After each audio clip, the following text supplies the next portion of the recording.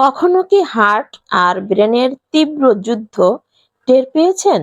Heart বলছে মেনে নাও, কিন্তু ব্রেন বলছে আর কত মানবে। হার্ট বলছে একটু না হয় ছোট হলে, কিন্তু ব্রেন বলছে অসম্ভব, আত্মসম্মানের কাছে নিজেকে ছোট হতেই দেওয়া যাবে। হার্ট বলছে ভুলে যাও, আর ব্রেন বলছে ভুলে ভুলে কি জীবন চলে। হার্ট চাইছে সমঝোতা করতে, কিন্তু ব্রেন সারাক্ষণ লড়ে যাচ্ছে ওই হার্টটির সঙ্গে।